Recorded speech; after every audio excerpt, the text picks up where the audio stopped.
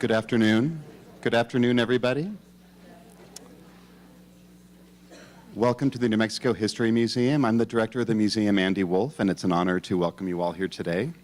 I'd personally like to thank the wonderful Ron Hart for inviting me to welcome you here.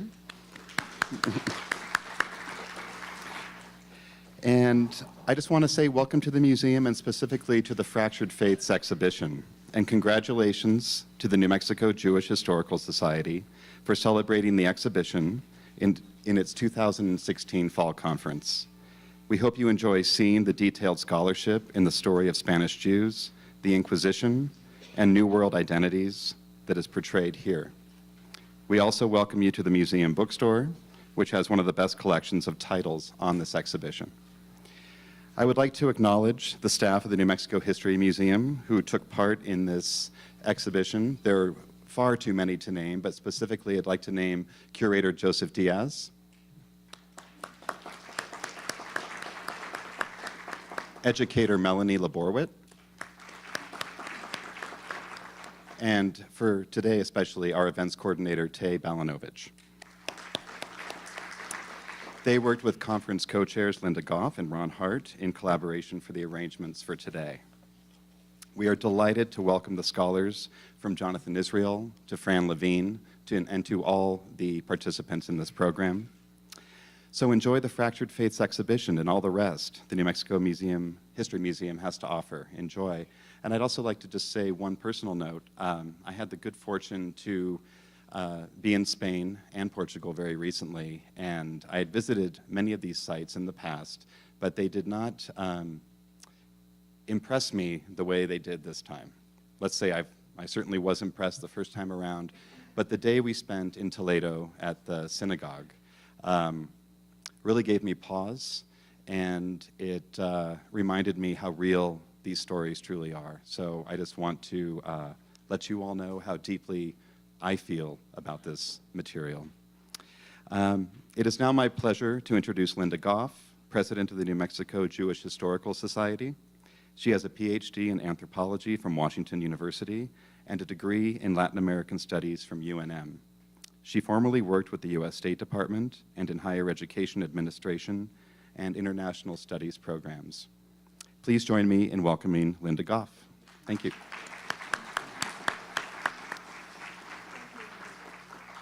And if I may ask you all to please silence your cell phones. Thank you. Welcome. Being short, I always have to lower the microphone. Thank you, Andy. And I have to adjust my remarks so I can see them. Okay, all right. Well, on behalf of the New Mexico Jewish Historical Society, we welcome everyone to our annual fall conference, Jewish Identities, Lost, Rediscovered, and Reclaimed. It's been a long gestation period over the last 14 months, but here we are, thank goodness. As many of you know, this year's conference theme is closely aligned with the phenomenal exhibit, Fractured Faiths, which I hope everyone here today has seen or will see again, or perhaps even for the second or third times.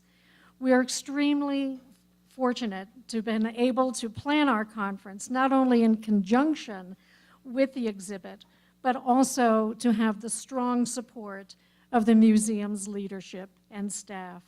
In fact, we started talking 18 months ago about our collaboration to have part of the conference here at the museum.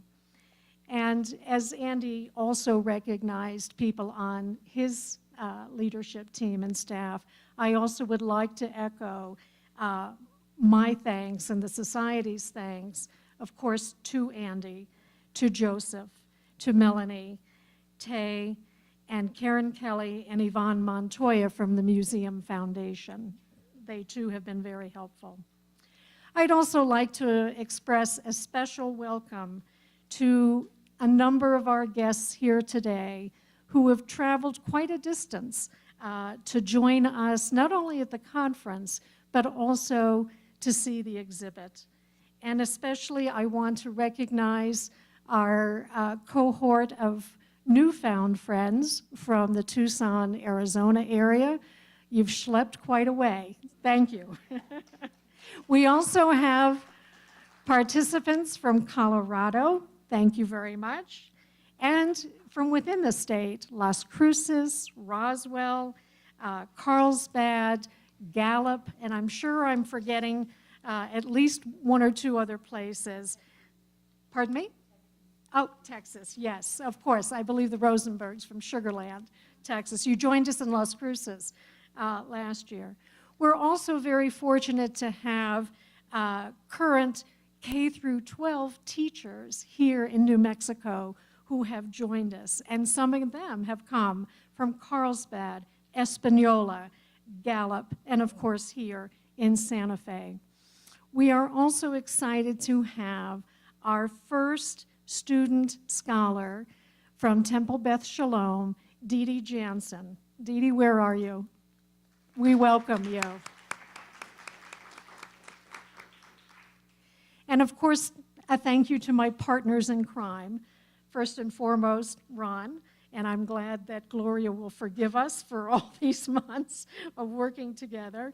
Isabel Sandoval, Isabel, thank you. Murray Tucker, thank you. And for those of you who were able to join us last night at Temple Beth Shalom, Joy Rosenberg, Director of Education. Thank you all.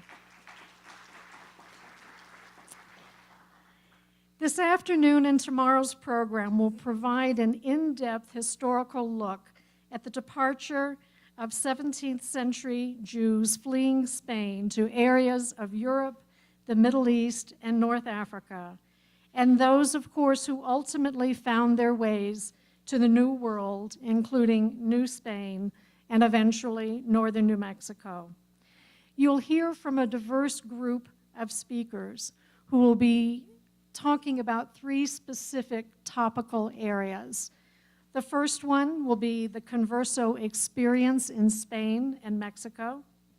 The second thematic area, Conversos, the return to Jewish practice, which will include special insights into New Mexico Jewish practices and celebrations that have been handed down through the generations as described by Rabbi Jack Schlachter and Rabbi Neil Amswich, who has met with a number of conversos who are just beginning to explore their journey and their roots of Jewish heritage here in New Mexico. And I'm sure that both of them will have very interesting perspective. And then finally, the third theme, fractured faith, identity and life today. And that will include individuals who will provide us with their personal reflective stories of their own search for their roots, their discovery, and how they, in some respects, have become to balance what they are discovering about themselves, their heritage, and how they grew up. I think you'll find those personal stories very, very interesting. And then finally, we'll have a presentation on the Spanish law of return. Many of you know that the Spanish government, about 2 years ago, has opened the opportunity for people who came to the New World to become Spanish citizens. So enough of the overview of the conference. Let me just go over, if I may, a couple of housekeeping details. In your packets, you'll find a variety of information about upcoming exhibits and other programs. Also in your packet, there is a conference evaluation form. And even for those of you who are attending just this afternoon, please complete it and leave it on the table as you go out the doors. For those of you attending the full conference, which will conclude tomorrow around noontime, we'll ask that you give us back those evaluation forms. Those are very important to us, and yes, we do read them and take your comments very, very seriously. For those of you who will be joining us for the reception and dinner tonight, The reception begins at 6 p.m. and will go until about 7. In the back of your name tag, again, if you're attending the reception and dinner, there should be one ticket, and that will provide you a beverage of your choice. And if you want a second one, there will be a cash bar.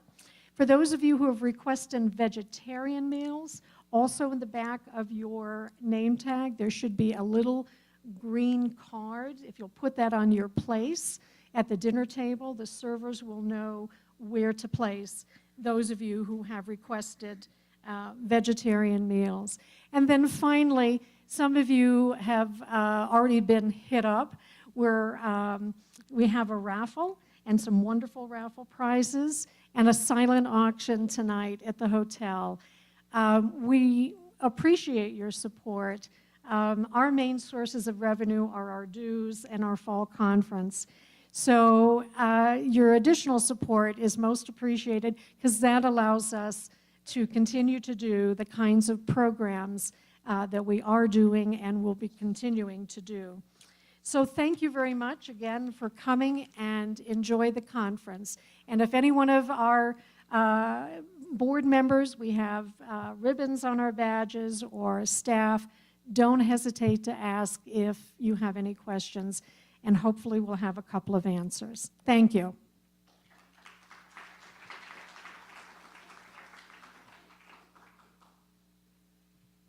I shouldn't have walked away too soon. Yes. Yes.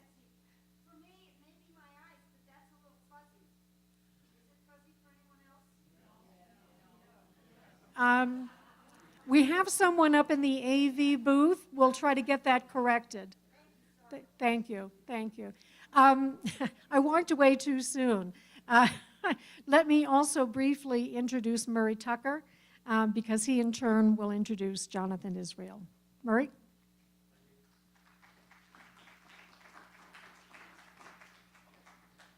Greetings, everybody. It's my pleasure to be here today for two reasons. One is to introduce our visiting scholar, and secondly, to encourage everybody to help us promote the visiting scholar program. You can do this in any way, but in any way that you do so, it would be appreciated. And now away from the commercial announcement. When you reach the zenith of emeritus professor at the Institute for Advanced Studies at Princeton University, you are indeed in very legendary company. Dr. Jonathan Israel is an extraordinary historian and philosopher. And I'll add economist, but he won't believe me on that. But that's just to get you so that you can become a Nobel Prize winner.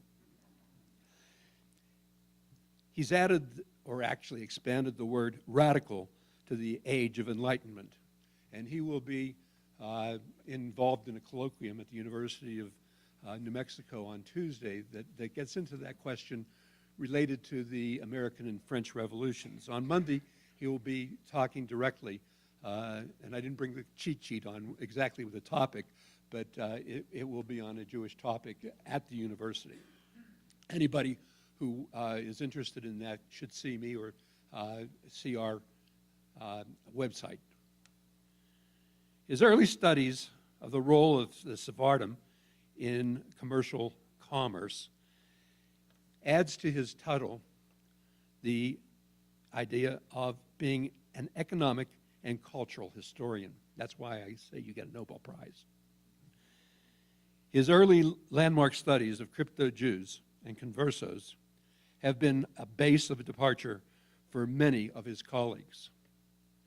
His talk today is just one aspect of the change in attitude of the rulers of Spain and governors of Mexico toward crypto-Jews.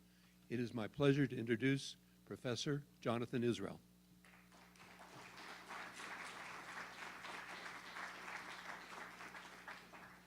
Well, thank you, everyone. Murray Tucker's remarks just now were far too kind, I assure you.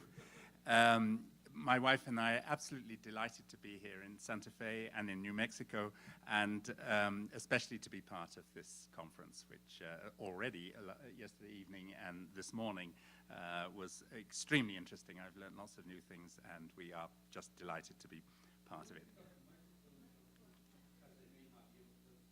Sorry, am I not coming across loudly enough?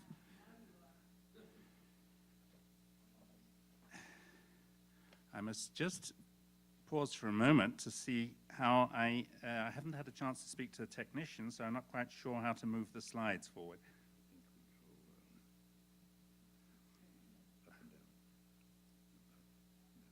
Okay. No, it's not moving.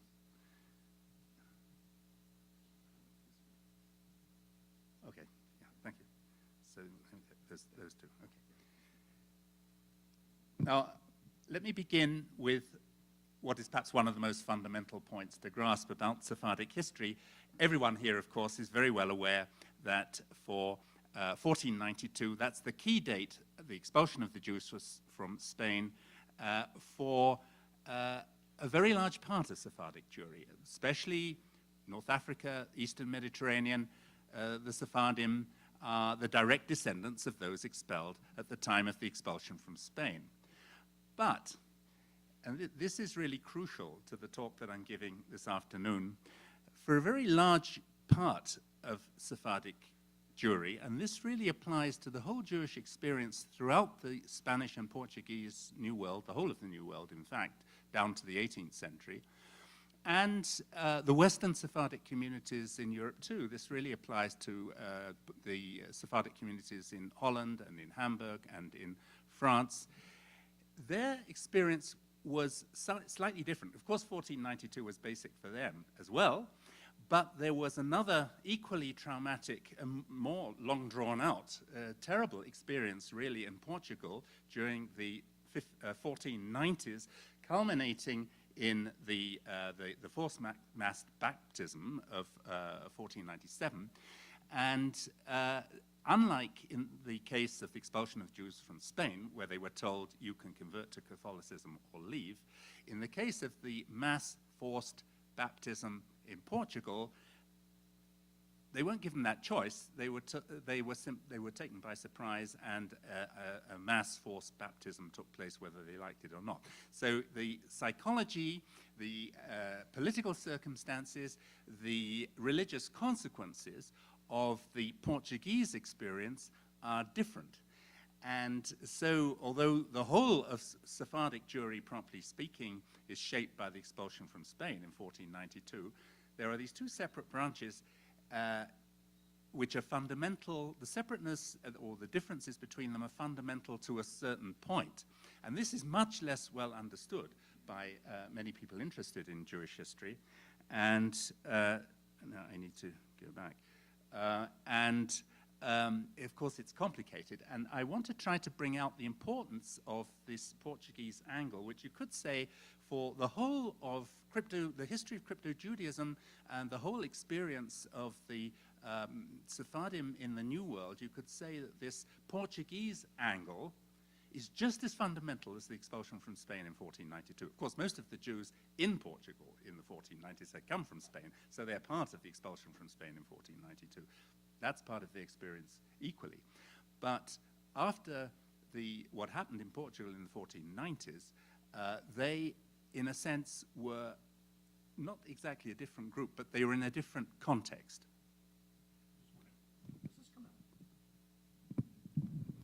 If I could hold it. Oh, that's perfect. That's much better. I prefer to move about, and I've got quite a lot of slides to show you, and I also want to, I don't have a pointer here. Is there a pointer? That might be useful at one or two stages. Anyway, let me begin by, so what I want to do in the lecture today is, of course, to bring out the main profile, the lines of the history of the crypto-Jews in New Spain in the 16th and 17th centuries. But I also want to try to explain why it was that the main drama is in the late 16th century and in the early 17th century, and that after the middle of the 17th century, we're into a different stage entirely, and the situation becomes very different. Okay, so the Spanish conquest of Mexico, most people here will know, 1519, 1521. In the 1570s, the first Portuguese crypto-Jews are arriving in New Spain. 1579, Luis de Carvajal becomes a famous personality, of course, in the history of crypto-Judaism in this part of the world, became the governor of Nuevo León. I'll say more about that.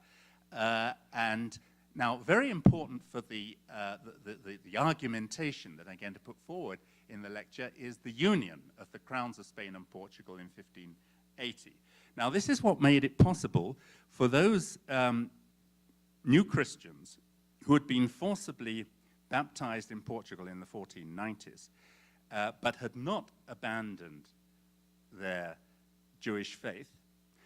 This is what made it possible for them to start moving back, migrating back into Spain and to the Spanish Empire, the dependencies of Spain in the New World. It's because of the union of the crowns of Spain and Portugal that this was politically, administratively, and culturally possible.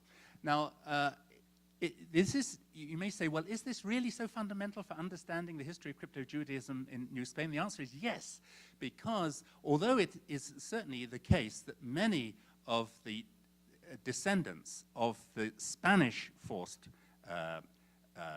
conversos of 1492 did in some way persist in a certain adherence to the Jewish faith, it's receded very much for most of those Spanish conversos, and it tended not to be a very strong attachment to the faith of their fathers in the vast majority of cases.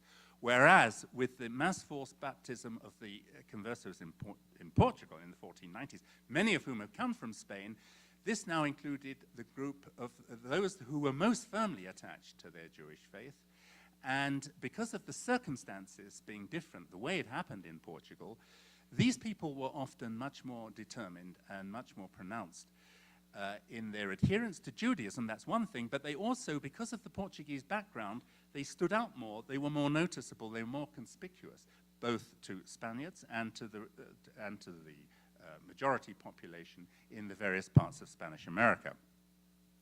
So the union of the crowns of Spain and Portugal is enormously important. Then later on I'll get to the revolt of Portugal, so Portugal broke away again, but by that time the Portuguese New Christians in Spain and in Spanish America, as we'll see, had won quite a prominent position in commerce, in maritime affairs, in administration, and in the professions. And this created quite a drama, which I'll come to later on in the lecture, especially in the 1640s. But that's why this drama, this social and cultural drama, occurred in the 1640s. Now, I'm going to explain what this registration of the Portuguese minority in Mexico City in 1641 was later on. I just want to point out how close that was to 1640. Bishop Palafox, Viceroy Escalona, all that's going to come into the latter stages of the lecture, and then a kind of culminating point to this drama was a tremendous what in Spanish was called the Complicidad Grande of 1642, which was the uncovering by the Mexican Inquisition of by far the largest network of crypto-Judaism that was ever uncovered. There were two very big breakthroughs as far as the Inquisition was concerned in terms of uncovering crypto-Jewish networks in New Spain in the 1590s, and again in 1642 with the uncovering of the Complicidad Grande. Then I'll explain later on 1650, the deportation of the reconciliados to Spain, and 1668, the end of the Spanish-Portuguese conflict. The pointer. Thank you. Thank you very much. I'm all equipped now. I've got my pointer, get my glasses on, get the microphone closer. Right. Now,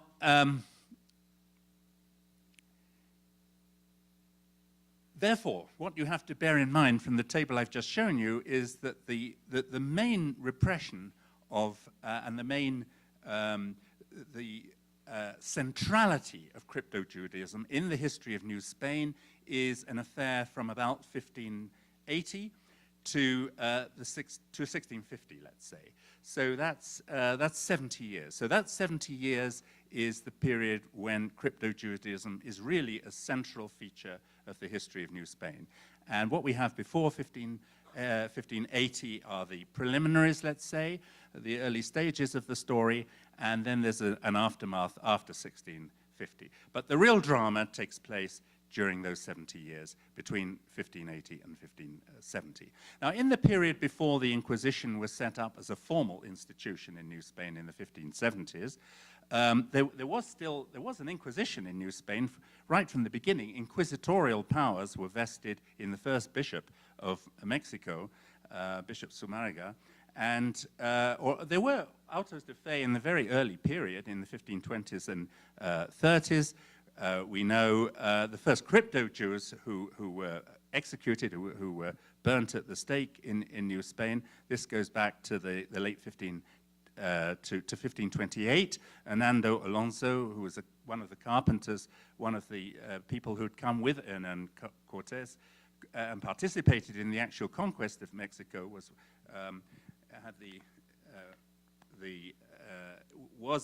one of the first two crypto-Jews who were executed by the Inquisition in Spain. But in this early period, the inquisitorial powers were mainly used to destroy Aztec and other Native American, what the Spaniards considered to be pagan and magical religious practices.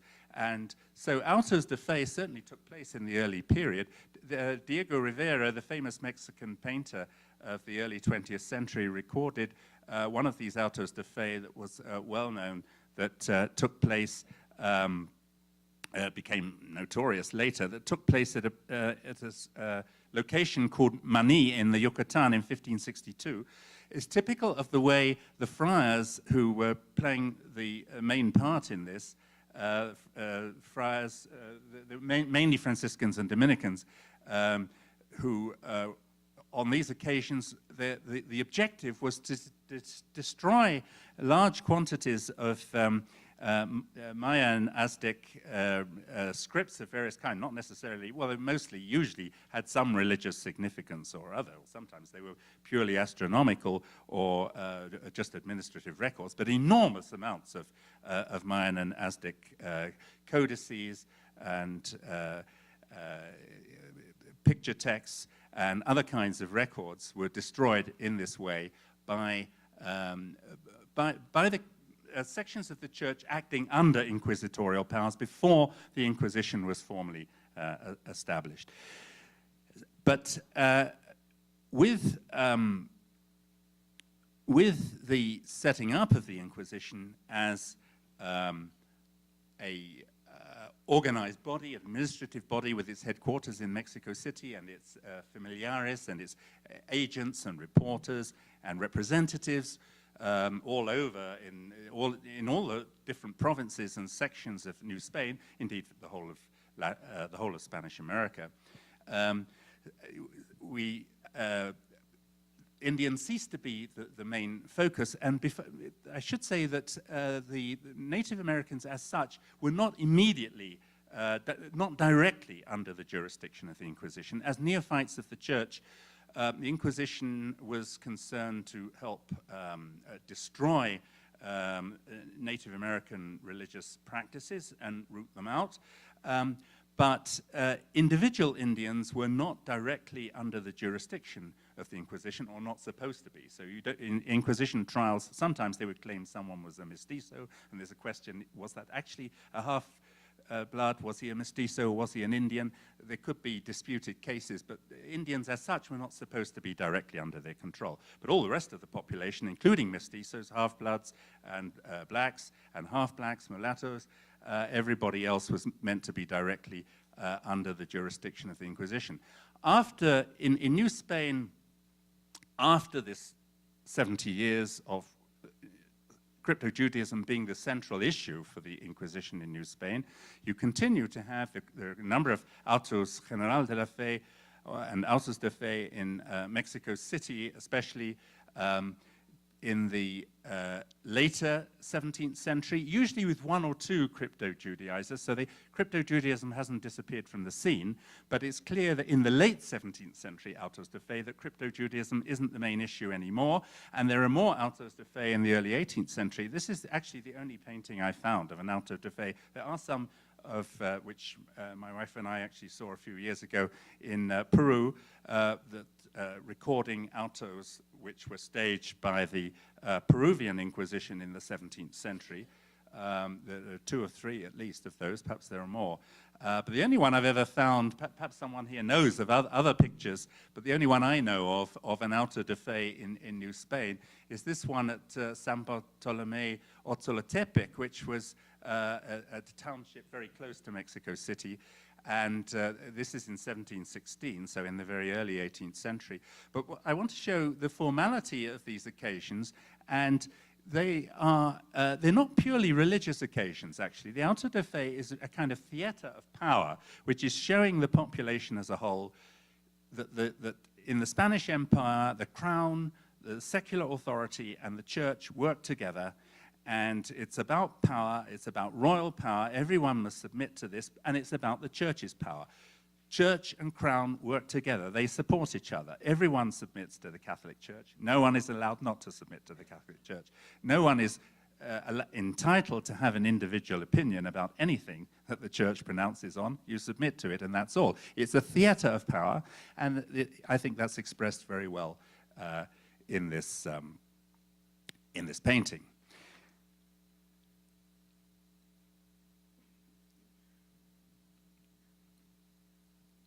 Now, insofar as crypto-Judaism remained a major factor in the cultural, political, and religious life of Spain and Spanish America, including New Spain, in the late 16th century and in the first half of the 17th century, and this is, of course, central to my argumentation in this lecture, we can see that nearly all the individuals arrested or seized were either themselves Portuguese, had either been born in Portugal, or their family was Portuguese, that they were offspring of Portuguese parents born in Spain or in the Spanish Empire. This is not 100% the case with all the major Inquisition trials for crypto-Judaism during the late 16th and first half of the 17th century, also the later 17th century, but as I say, there are very few of these trials after 1650. The one particular case that I'm going to talk about, Thomas Trevino de Sobremente, who's important because he's the only, although more than 10 crypto-Jews were burnt at the stake in New Spain, and I'm going to say something about several of these cases. There's only one crypto-Jew who was burnt alive at the stake, which is a special category of execution reserved for those who would not submit in any fashion. And if you'd been found as someone recalcitrant, you've been tried before by the Inquisition, you're obstinate, you're a Judaizer who won't stop Judaizing, you're sentenced to death, okay? But at the last moment, if you'll kiss the cross now, we'll strangle you first and burn you afterwards. That was the deal. Most of the 12 or 13 that were burnt at the stake in the history of the Inquisition in New Spain did, in fact, submit, at least to that extent, at the end, in order to avoid the excruciating agony of being burnt alive at the stake. But one didn't, and that's this Thomas Trevino de Sobremente, the only relapsed recalcitrant burnt alive at the stake in Mexico. And I found him a very interesting character. Perhaps I'll say a little bit more about him further on. He was not just defiant, but a bit of a strong, boastful man in some ways. But one of the things he liked to boast about was that he regarded himself as a Spaniard and not Portuguese. All that other lot, they're Portuguese, but I'm not. I don't know exactly why this was an important point for him. But he does seem to be an exception in that respect. But practically all, I've worked a lot myself in Inquisition trial cases in Mexico City. I lived a year in Mexico in 1968 to 9 working on these Inquisition trials.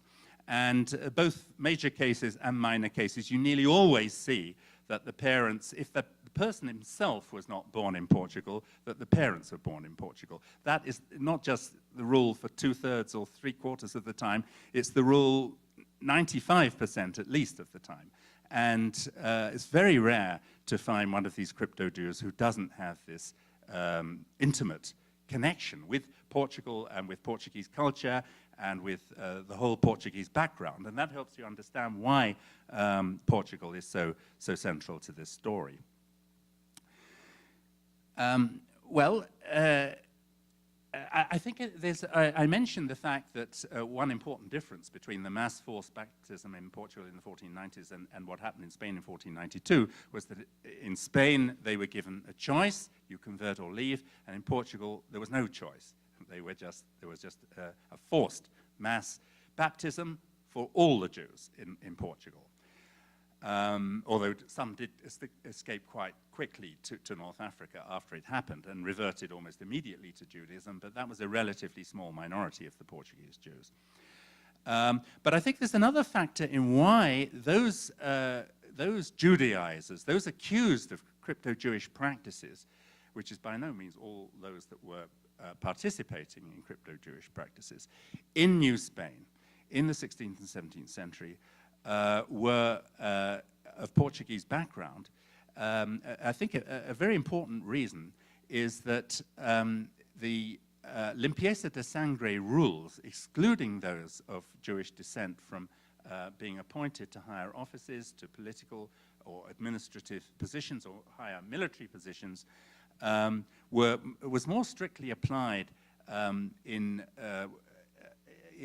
Portugal in the early 16th century than in Spain. It came to be very strictly applied in Spain after a certain point, but it's not until the middle of the 16th century that it really becomes systematic in Spain. And it is actually in the middle decades of the 16th century that Inquisition trials for Judaizing of conversos in Spain itself, who had never had any connection with Portugal, and they are very numerous, such trials in the early 16th century, but they become quite rare after about 1540.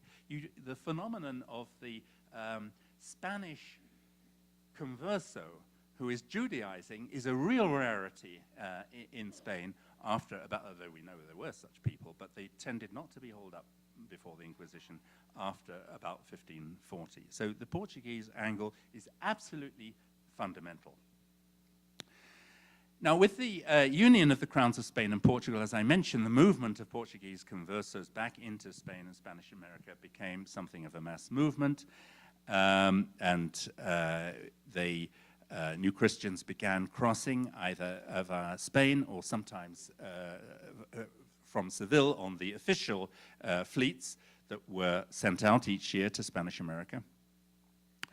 But sometimes the Portuguese New Christians arrived in Spanish America on Portuguese slaving ships. That's another way you could do it. Happened quite often. Quite a few of the defendants that I studied in Inquisition trials in Mexico in the early 17th century had actually left Lisbon, not Seville. They'd left Lisbon on slaving ships that had gone to West Africa or to Angola, then with special permissions, because the only way you could get black slaves in Spanish America was from Portugal, so there were special permissions from this.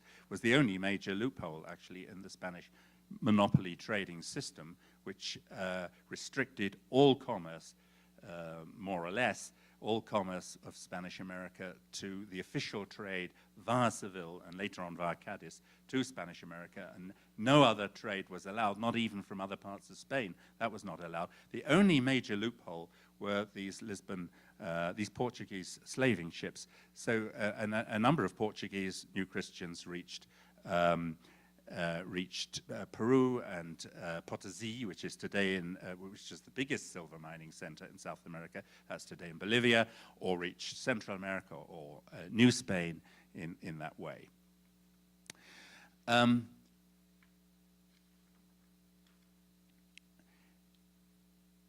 the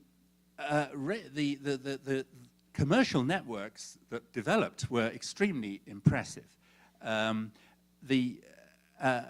Many of these people were very small traders or peddlers to begin with when they arrived in Spanish America, but those individuals who had a certain amount of commercial success built up quite impressive networks. So you tend to find, and I'll say something about one or two of these individuals further on, but you tend to find that the most successful amongst the Portuguese New Christians in Mexico, just as in Peru, in that respect, Mexico and Peru were very similar, had very long distance connections.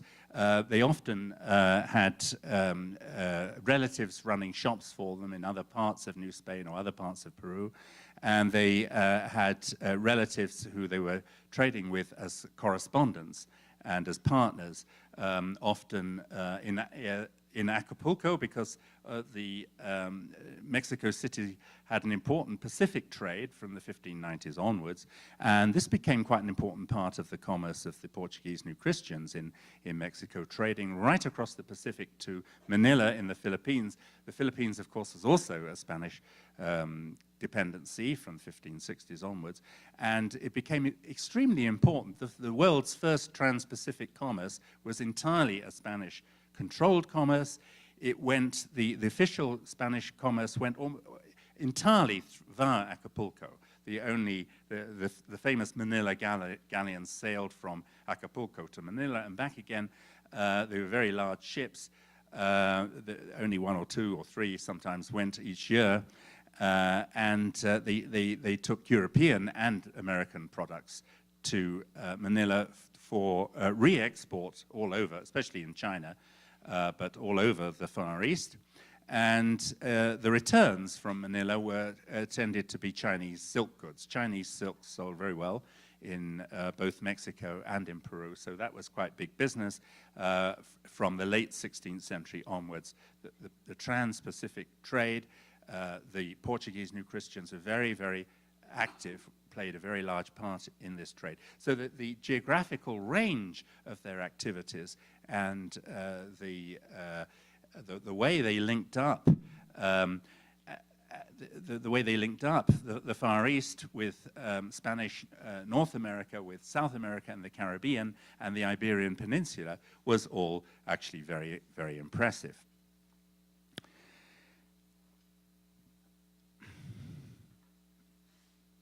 Now, just a word or two about the statistics. There were three main administrative centers of the Inquisition in Spanish America. These were called tribunals. So the Inquisition had its main tribunals in Mexico City, in Lima, and in Cartagena de Indias, which is today in Colombia, in the Caribbean.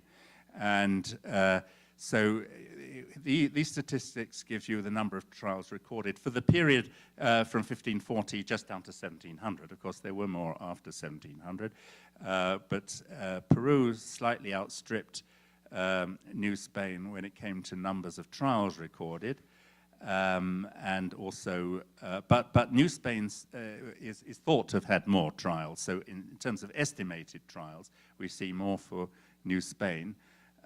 Total number of executions for all crimes in New Spain was 38 in that period, all religious crimes, and in Portugal 31, much fewer for Cartagena. And now, just to point out the main, of course, the persecution of crypto-Judaism doesn't go in a nice, smooth, even flow, if you can use words like smooth and even for such a horrible process. It was a ragged process, and it's important to understand the kind of factors which cause spikes in the process of repression. So I've mentioned those case of the earlier autos de fe. With the arrest of Luis de Carvajal, who was perhaps the most prominent, certainly from a political and administrative point of view, the most prominent Portuguese New Christian in New Spain in the late 17th century as governor of Nuevo León, and a large number, dozens of family members, many of whom were certainly practicing crypto-Jews, in 1588. So we get a spike of intensive persecution through the 1590s, and three major autos de fe in 1593, 1596. 1596 is one of the two biggest in the entire history of New Spain. There were 47 Judaizers in all out of 67, so they're very clearly the majority of the penitenciados, the people processed in the auto de fe. And on that occasion, 10 Judaizers were burned at the stake, including the nephew of the governor, whose name was also Luis de Carvajal, who is actually the Jewish religious leader, because he was certainly a religious leader, who deliberately set out to influence others and also to promote and intensify his own religious life and experience. And he is certainly the religious figure, as far as the Jewish history of early modern New Spain is concerned, about whom we've got most information. So I will come back to the younger Luis de Carvajal, the nephew of the governor of Nuevo Leon, in a few minutes. And in this table, I wanted to show the main waves of arrests and the main autos de fe after 1600. So in this, after the initial period of intense persecution. So in 1601, there was another very big auto de fe with 43 Judaizantes condemned, 2 burned at the stake. Then there were autos de fe in April 1646, January 1647, March 1648. And then we have the biggest one of all in terms of the arrangements made, the money spent on it, the enormous fuss, huge event. So the biggest auto general de la fe, this theater of power projected to the population with the greatest force that it ever was done, was the 11th of April 1649. Although on that there were actually a bit rather fewer Judaizers on that occasion, 27. I should say that in the earlier ones, although we say 40 Judaizers, some of these were people who had escaped or couldn't be found or died, who were being punished in effigy. So they were not all the Judaizantes were actually present at the auto de fe. Many of them were people who the Inquisition had decided there was enough evidence to firmly condemn that person as a Judaizer, but he happened to have died a couple of years before, or they couldn't find him. He'd escaped. That happens in quite a few cases. So they're not all actually present. But in 1649, there were 27 were reconciled, 12 burnt at the stake after being strangled in this, the biggest auto de fe, and that's the occasion when the one obstinate Judaizer, Thomas Torino de Sobremente, defiant at the end, refused to kiss the cross and was burnt alive. That's the only example of one being burnt alive. Now, when I was working on the Inquisition files in Mexico, they were still in the Viceregal Palace, which marks, many people here no doubt have been to Mexico City and know that the former Viceregal Palace, now the Palacio Nacional, and the archives of the Mexican nation, the Archivo General de la Nación, used to be kept there, including, and the Inquisition files were part of the Archivo General de la Nación. So until, I don't know when they moved them because I haven't been working in Mexico in recent years, but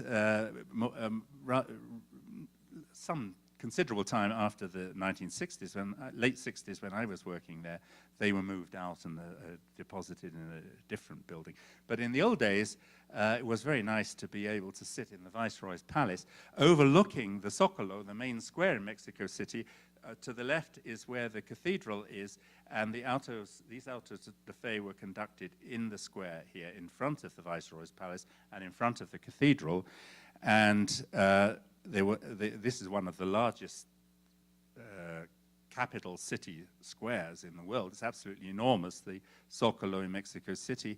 So there was plenty of room for gigantic crowds to gather there, and for all these processions and parades to go around the sides of the square, and also for the most important officials to look on from the Viceroy's palace.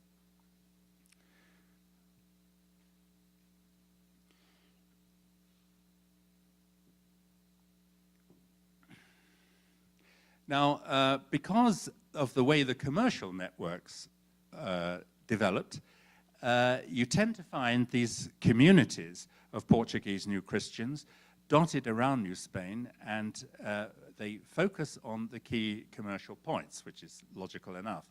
So the port on the Caribbean side of Mexico, Veracruz, was one of the main centers for the New Christians. The most important of the silver mining cities, centers in Mexico, which was Zacatecas, also had a very significant Portuguese New Christian community. The biggest one was certainly in Mexico City itself. Those three were the biggest. And the other significant places where you would find Portuguese New Christians being active, trading, and often residing for periods. Although Acapulco was not a place where people tended to live for long periods of time. They tended to be there for months on end at particular periods, when the Manila galleons were there, when something else important was happening at certain times. But then they perhaps would go back to Mexico City. But it was one of the nodal points that the Portuguese New Christians were most familiar with. Zacatecas was another one, and so the goods coming both across the Atlantic from Seville would come via Veracruz and Mexico City, and then would go on mule trains up to Zacatecas, and Portuguese New Christians would often go the same way to New Spain's most important silver mining city. But equally, the Chinese silks coming across the Pacific, they would go via Acapulco, and they would get to again, by mule trains, would be brought up to Zacatecas. Now, there you see Veracruz on the east side, and there's Acapulco on the Pacific side. But I wanted to show how New Leon is certainly very important for the initial phase of the history of New Mexico, because of the way the Rio Grande River runs, and if you see there on the northeast coast of New Spain, there's New Leon. Monterrey was founded actually in the time of Governor Luis de Carvajal in the early 1580s, and so New Christians and mule trains and trade were beginning to kind of edge its way up towards El Paso. And eventually, of course, the first expedition that came into New Mexico, Spanish expedition, among which we can be sure that there were Portuguese New Christians were amongst Ornate's families and the groups that he took up into New Mexico in 1598. But, you know, this colonization, this edging process in the direction of New Mexico was very much an enterprise which had its roots in New Leon. And I think that's a very important connection to bear in mind, because that's, I think, one of the main reasons, because in the colonization in the late 16th century of what was called the Reino de Nuevo Leon, because Portuguese New Christians played such a prominent role in this process, I think that is the logical and direct antecessor of why, at the very earliest stages of the Spanish colonization in New Mexico, the Portuguese New Christians were playing such a prominent part. Now, I want to go into a bit more detail about some of the interesting individuals and the way that they were operating. I should say that it was by no means unusual for these personages plying this vast commercial network to have been themselves, during their own lives, in a quite staggering number of different places in pursuit of their trading and other activities. One merchant whose Inquisition trial of the early 1640s that I studied, Francisco Mendez, that's what he called himself when he was living in Peru, but he then fled to Mexico, presumably via Acapulco. So the official trade between New Spain and Peru normally also went via Acapulco to the Peruvian coast near Lima, and he fled Peru. We can see that from his trial, to escape the Inquisition, because there was a summons out for his arrest in Peru before he went to New Spain. In Mexico, he called himself Francisco Lopez Fonseca, but I discovered that in earlier life he himself had lived in Portugal, in Coimbra and La Guardia, and later on in Spain, in Madrid, Valladolid and Seville. And when he was in South America, he'd been not only in Lima, but in Quito, Guayaquil and Maracaibo. So, and in Mexico, he lived in Veracruz as well as Mexico City. So that's, that's really something. And among those living in the flourishing silver mining town of Zacatecas, which was probably it may well have been the second most important of the Portuguese New Christian communities in New Spain. One of its members whose file I studied was the interesting figure of Diego Pérez de Albuquerque, who had been brought up and learned Judaism in Bordeaux, in France. And he lived in Rouen. And then later he was in Seville, in Puebla, in Mexico, and in Mexico City. And he's one of several members of this rather amazing network who actually knew quite a lot about Judaism. I mean, we think of these, because they're the descendants of forced converts in the 15th century, and because quite a few generations have gone by the time we get to the end of the 16th century, early 17th century, we think that these Judaizers, these crypto-Jews, must have had only the haziest, faintest knowledge, and perhaps they've been taught by their parents to continue certain hidden practices and so on. But what really did their knowledge of Judaism amount to? But actually, that's a mistake. That is a false impression to have. And one of the things that I want to try to convey most clearly in this lecture, if I'm able to do it, is how through certain individuals and through the very widespread character of this commercial networks that they built up in the New World, how it was that they actually, certain individuals had quite a detailed knowledge of Judaism and were able to transmit a reasonable understanding of what Judaism is about to at least the inner core of these groups. And that seems to me quite important for understanding what crypto-Judaism in New Spain, and for that matter in New Mexico in the early period, actually was, what its religious character was. That is a rather important thing. So this Diego Pérez de Albuquerque, he had learnt formal Judaism and quite a lot of Hebrew in Bordeaux, and he's by no means the only one who was in that kind of situation. I'll say more about some of the others in a moment. He was an important participant in Acapulco's trade across the Pacific via the Manila galleons to the Philippines. Now, let me come back to the family Carvajal, which has to be of special significance, I think, for everyone who belongs to the New Mexico Jewish History Society, because of the role of New Leon and of the Carvajal family in originally leading to the introduction of crypto-Judaism to New Mexico.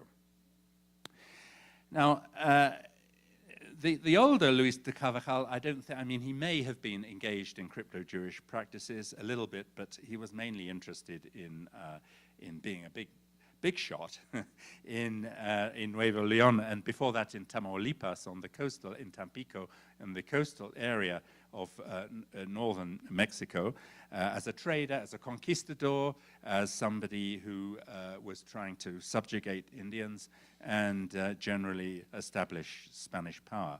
But it's his nephew, Luis de Carvajal the Younger, who I mentioned before, who was more serious about his Judaism.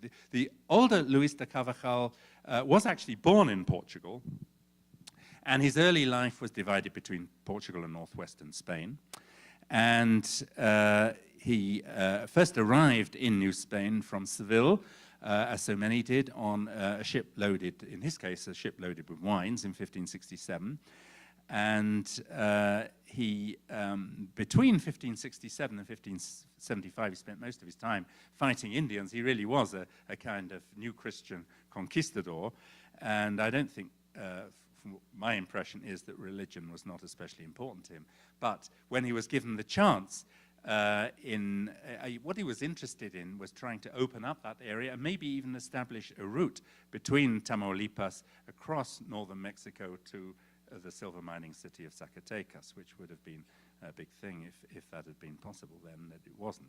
Well, in 1575, he was named district governor or corregidor of Tamaulipas, this northern coastal region of Mexico, which meant that already by 1575, the older Luis de Carvajal was one of the most powerful and one of the most knowledgeable European commanders in the whole of northern Mexico. He wasn't a very important figure.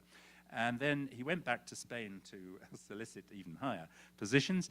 And in 1579, he was appointed by King Philip II of Spain, first governor of this northern region of Nuevo León, which at that time was completely empty and had no real Spanish presence in it. Well, Carvajal left Spain in 1580, leading an expedition consisting of 100 soldiers and 60 families, but many of whom were relatives. That's the point, that his Portuguese background, his Portuguese New Christian background, his need to have people he could trust that had reasons to come with him to this rather remote and godforsaken, as he thought, place or places at that time to start a new life and so on. And many of these were much more serious about their Judaism than he was.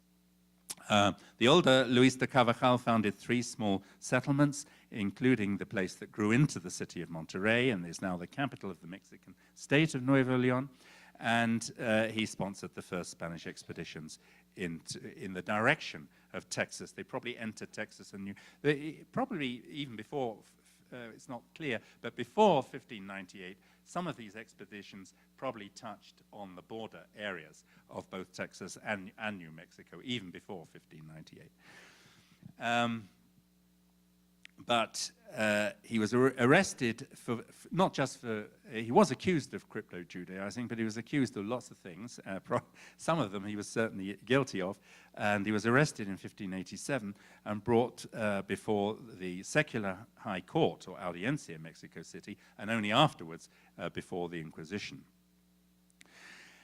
Now, as I say, from his letters and surviving memorials, a number of texts that he wrote down, we know quite a lot about his very interesting nephew, the younger Luis de Carvajal, who didn't particularly like living in, he was one of the colony that he took with him first to, he spent years with his uncle before, especially on the coastal area, then later inland. He hated what he called this mosquito-infested, heated, plagued town, as he calls it. He wrote a kind of short autobiography. This is his description of Panuco on the Mexican coast. He tells us that he became more and more intent on reading Spanish renderings of the Hebrew Bible. While living in the Mexican north, he had several texts with him, including the 4th book of Ezra, he tells us, and he studied these earnestly whilst accompanying his uncle on an expedition into dangerous Chichimec territory, where the Carvajal family were trying to establish a new settlement and find a route between the coast and, as I said, between the coast and Zacatecas, which is one of his uncle's main ambitions. This younger Luis developed into a fervent Jewish mystic and he developed into a Jewish mystic in the Mexican north, in these empty areas, and starting on this plague and mosquito-infested coast. As he tells us himself in his text, and there's no exaggeration to say that the rugged terrain had an intensifying effect on his deeply emotional Hebrew longings. The younger Luis de Carvajal, he uses some very harsh words about Catholicism, about the Catholic priesthood, and especially about the inquisitors, that's not surprising, in his writings. And his hatred of religious repression became a large part of his distinctly emotional and millenarian religious outlook. After he was arrested, tried, and penitenced as a Judaizer for the first time, he appeared in the 1590 Auto de Fe for the first time and was reconciled. So he admitted his religious wrongdoing and was reconciled to the church, was paraded before the people in the Auto de Fe of 1590, and as the church put it, he was reconciled to the Catholic religion. And then when he was released, and he lived in Mexico City during the 1590s down to his second arrest, working as a secretary for the Franciscan friars near where his mother and sisters had been sentenced to live as penitents also in this area, the north of Mexico City, called Tlatelolco, where the Franciscans had a famous college, which was actually the most famous Franciscan school for the sons of important Indians, Indian caciques and chieftains and so on. Important Indians' sons were educated in a Catholic way, of course, by Franciscan friars in this place on the northern edge of Mexico City. And they had quite a good library there, so the younger Luis de Carvajal was able to carry on with his research into the history of Judaism, the nature of the Jewish religion, reading texts, biblical texts and other texts and translations, and deepening his religion further. Several scholars have noted one of the things in his short autobiography, and this is, of course, a very valuable testimonial. It's a unique document, really, documenting the creed, the beliefs of a leading figure, leading religious figure of New Spain's crypto-Judaism. And so he wrote down what the essential articles of his Jewish faith were. And a number of scholars have commented that his monotheistic principles appear to be partly modeled on Maimonides' the 13 principles of the faith. So there they are: I believe in the one and only God, almighty and true, creator of heaven, earth, and sea, and so on. It's quite moving, in a way, to read these. And as I say, and like Thomas Trevino de Sobramente was another one. There were several, Pérez de Albuquerque that I mentioned also.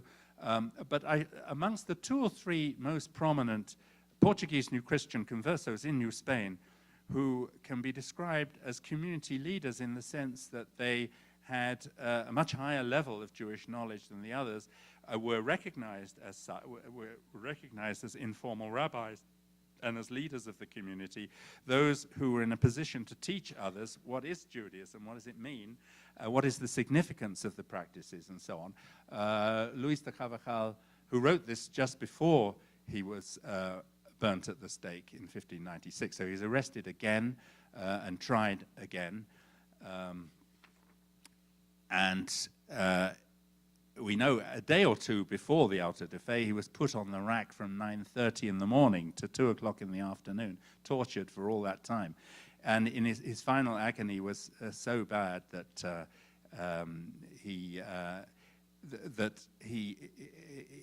denounced no less than 121 persons who he said were, including many members of his immediate family, who had been involved, named people who had been involved in group hidden Jewish practices with him. Just in the day or two before his sentencing, he was in such agony and such despair that it's recorded in the Inquisition trial that he threw himself out of a window to escape further torture and evade the Auto de Fe, but he didn't die.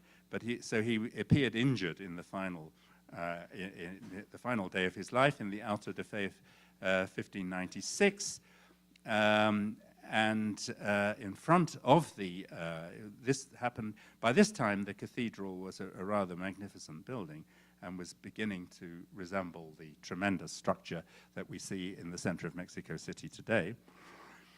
And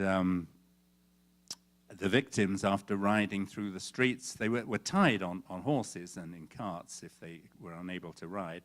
And these autos de fe went on for hours and hours, hours of sermons and having their religious crimes read out to the people, and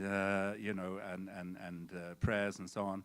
And most of the 47, I mentioned out of 67 penitenciados, there were 47 Judaizers, and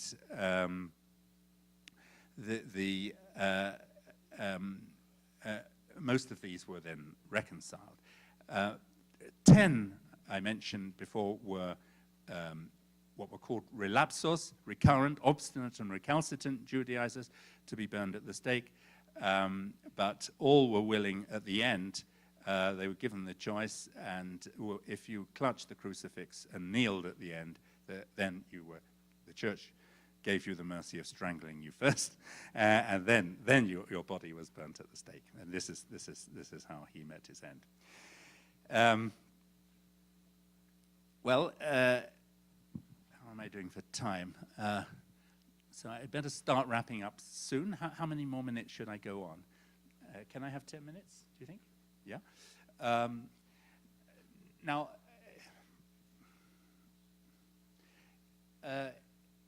So there's this burst of repression in the 1590s. Then, under King Philip III of Portugal, there was an easing up process, which began in 1603, partly because of the various reasons, but financial problems of the Spanish crown, which was involved in tremendous great power struggles in Europe with France especially, and with the Dutch also, and hugely costly, and they needed to make new arrangements and a whole new financial structure to be put in place. The Portuguese New Christians were one of the few groups who were able to act both as bankers to the crown and lenders of money, but also as able to supply the kind of things that the armies and navies needed to act as kind of purveyors of supplies on a large scale for the state. So there was a pause in the repression. There's not what's called the General Pardon of 1603. Between 1603 and 1640, there's very little repression of crypto-Judaism in New Spain. In the late 30s, there's much more in Peru, but that's another story, which I won't go into now. But the basic situation, particularly when the war with the Dutch resumed in 1621, and Philip IV's reign began under the management of the Philip IV's chief minister, the Count Duke of Olivares, was that as long as they absolutely kept this crypto-Judaism as hidden as possible, so that it wasn't a problem for the crown would kind of, just forget about this for the moment and concentrate on economic services that the Portuguese New Christians were able to offer. So that meant that there was a pause in the New World as well, which is very noticeable in the case of New Spain. And just to come back to this for a moment, this pause went on until the revolt of Portugal and Brazil against the Spanish Empire in 1640. So 1603 to 1640, after the first peak of repression in the 1590s, there's a much quieter period. And it's at that time that these networks really consolidated, and not just in the sense of the economic role and as commercial networks, but as Jewish religious networks. So what I'd like in the closing remarks of my lecture, I want to try to emphasize is that, and I mentioned the connection with Bordeaux, but actually much more important, this was true of the richest of the Portuguese New Christian merchants in Mexico City, who appeared in the auto de fe of 1649, Simon Valles Sevilla, and several of the others, that they had family members and several of them, of his relatives, who were in New Spain, had themselves been in the Jewish ghettos in Italy. Especially, they had connections with Ferrara and Pisa, to a lesser extent with Venice and Livorno and other places in Italy, Mantua sometimes. But it was especially the Spanish Jewish, or the Portuguese and Spanish Jewish congregations in Ferrara and Pisa had those places had a whole array of members of key Portuguese New Christian families in Mexico City and Veracruz had direct were the nephews of, or the children of, or themselves. There are at least three cases, 3 or 4 cases where they themselves have been in the ghettos in Italy, where they had, and 1 or 2 knew, could recite several Hebrew prayers in Hebrew.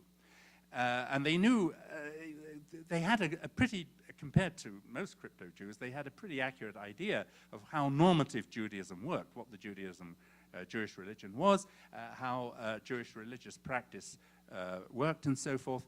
And so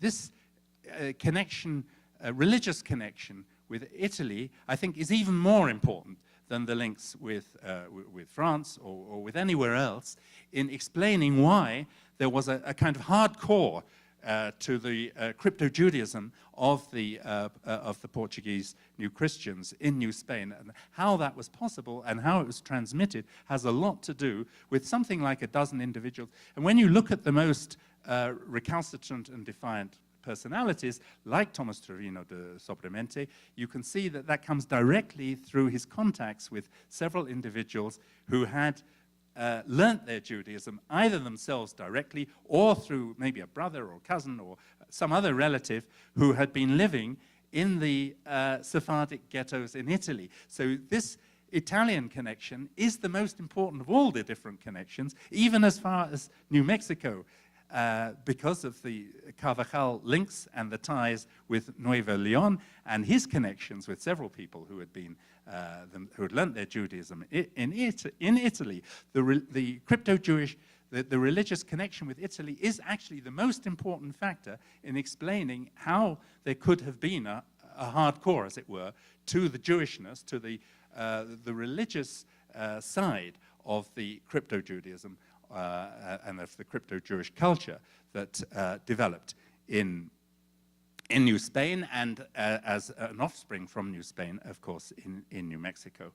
And just to finish off in my last few minutes, should say that this, so what happened to this vibrant commercial, religious, cultural network, which was predominantly Portuguese in its background, but which spanned the entire Iberian world from Spain to the Philippines, and which had one of its key centers in Mexico City, and which in New Spain ranged from Santa Fe all the way down to Guatemala, and had its links with Peru and with Manila and the Caribbean, and which is such an extraordinary phenomenon in terms of economic history and commerce, but at the same time, and the two, of course, are very tightly connected, was a transmission network for crypto-Jewish communities and underground cells in all these different places. So it is a remarkable social and cultural phenomenon, just as much as a remarkable economic phenomenon. But it all unraveled and came undone very quickly. First the Portuguese revolt, then this man, Don Juan de Palafox, who was the Bishop of Puebla, but he became the acting viceroy of New Spain because he sent back letters to Madrid saying, you know, our viceroy, the Duke of Escalona, this guy who was was a leading Spanish nobleman, you couldn't be more aristocratic than Don Diego López Pacheco y Bobadilla was very, very aristocratic indeed. There was nothing wrong with his lineage, but he had a lot of Portuguese connections. In fact, he was a first cousin of the Duke of Braganza, who was leading the Portuguese rebellion and was proclaimed King John IV of Portugal in Lisbon in December 1640. And Bishop Palafox, who knew a lot about all these things, was sending back letters saying, you know, it's pretty dangerous letting this guy be viceroy of New Spain. We've got lots of Portuguese here in New Spain. Some of them are Jews, which means that they're extremely subversive, seditious, politically as well as religiously. No doubt they're in touch, not only with the Portuguese rebels. Palafox says this, I've read all Palafox's letters for the 1640s. They're in touch with the Dutch rebels as well. This is really dangerous stuff. You've got to you've got to get rid of Viceroy Escalona, you've got to crack down on the Portuguese, and you've got to really crack down on this Portuguese Judaism, because it's not only a religious threat, but it's a threat in all those other respects as well. And that is why the Escalona was arrested and was set aside. You have Palafox became acting viceroy, and the Inquisition were given a whole new set of instructions. Okay, you were told to ease off in 1603, now get down to it and get those people. So there's a tremendous wave of, this is why there's a tremendous wave, huge wave of arrests in 1642, initiated by Bishop Palafox. And so politics has a lot to do with the rhythm of both the growth and the breaking then of the crypto-Jewish, not the complete breaking, but to a large extent, the breaking of crypto-Judaism in New Spain. And this is why there were so many arrests in the 1640s. This is why there were so many Judaizantes were processed by the Inquisition in these autos de fe of the late 1640s. And this is why those prisoners who weren't executed were kept in the Inquisition dungeons, and why, you remember on that chronology I showed you at the beginning, there was the deportation from New Spain of the Portuguese penitenciados. They were shipped back to Spain, and this is why after 1650 the main drama is over. We're in a completely different stage and phase, and there are only a few remote remnants of that Portuguese crypto-Judaism in New Spain left, but one of them was definitely Santa Fe. Many thanks for listening to me.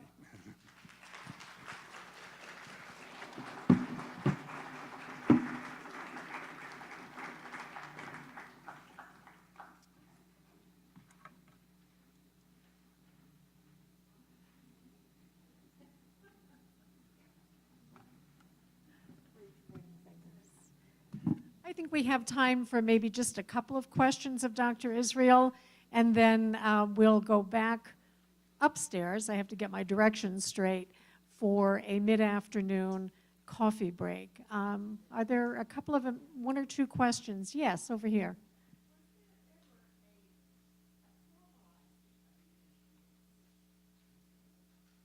Was there ever a formalizing of the Inquisition? Oh, and, excuse me. Yeah. Of course, the Spanish Inquisition after 1640 was quite separate from the Portuguese Inquisition. That's clear. Abolishing the Inquisition in Spain was quite a difficult business. It was abolished by Napoleon when he occupied Spain in 1808. But when Britain and the Allies defeated those terrible French and got kings and put an end to the Napoleon system and put the real proper Spanish king back again, one of the first things he did was to restore the Inquisition in 1814. Then in 1820, a revolution broke out in Spain, a liberal revolution, saying we don't want despotism, we don't want absolutism, we want more liberal values in Spain, and the liberal revolution abolished the Inquisition. But then Britain and the Allies said, well, we can't have this. We're not having revolutions against kings. We've seen enough of that. So the French king was allowed to send his, Louis XVIII was allowed to send his army into Spain in 1823, and a proper monarchy was put back with very strong British support in 1823, which meant that the Inquisition was restored with full powers. Then they didn't finally manage to get rid of it till the 1830s. Here, I have a microphone for you. So they can... The reason I asked the question was because there were, in Texas, there were so many references to people, well, the original colonizers, going back to sending their families back to Monterey during times of stress and back to the Canary Islands, and you didn't ever mention the Canary Islands. And this connection with the Canary Islands seemed to last well into the 1800s. Yeah, the Canary Islands were always important in the transatlantic activities of communications of all kinds, trade, religion, and everything else, because the Spanish royal control there was relatively lax. It was very easy for Northern European, English, Dutch, and other French ships to go there, so it was always difficult for the Spanish crown to have as tight a control in the Canaries as they had in Spain itself. So that was always one of the kind of weak points, you might say, in the whole of this despotic system. Let me bring the microphone over to you.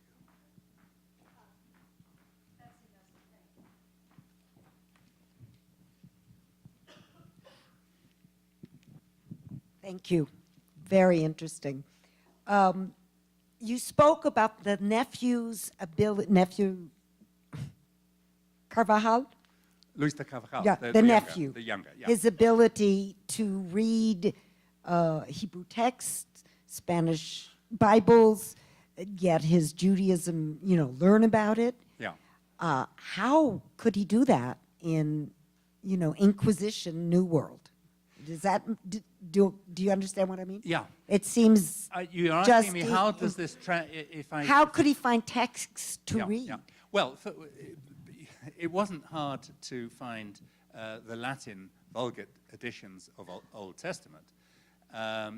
What you needed was the Spanish translations, but you could, if with a certain degree of education, and he was quite highly educated, that wasn't in itself a difficulty. What was more difficult was to get actual Jewish texts in New Mexico, but he certainly had one or two, there's no doubt about that. And there's one particular prayer which he had, which we know was translated from Hebrew into Spanish in Ferrara and smuggled into Spain and then smuggled into New Spain, which was in his possession. And there were other texts like this. I wouldn't, he may not have been the one that knew the most Hebrew. I wouldn't rate his Hebrew knowledge that high, though he could recite a couple of prayers in Hebrew. But most of the Jewish texts he was studying were Jewish texts, often originally in Hebrew, translated into Spanish in Italy and smuggled, because one of the great things about this commercial system was that you could transport stuff you could transport stuff across the oceans that you weren't meant to be transporting. Of course, that was all part of this crypto-Jewish cultural system. We have one. Yeah. You told us about the official trials of the Inquisition and the official auto da fe. Could you tell us something about the spontaneous killings or murders or lynching or anything like that people would do? Not the Inquisition, but the ordinary people killing. Sorry, killing who? Killing crypto-Jews? Killing crypto-Jews, yes. I suppose there were some. Probably I there don't were know, maybe some there cases, weren't, but I would like to know. I haven't any knowledge of that. I haven't come across any. There probably were such cases, I suppose. Certainly in the 1520s, there were some instances, I think, amongst the conquistador generation when somebody, for whatever reason, maybe as part of an argument or row, was accused of being a Judaizer, which led to a fight, and that person got killed. I think incidents like that happened a number of times, are known to have happened a number of times in the 1520s. But that was amongst the Spaniards themselves. But as for mestizos or common people or Indians being encouraged to attack crypto-Jews, I don't think that happened very much, and I have no specific knowledge of any such cases. Okay, thank you very much.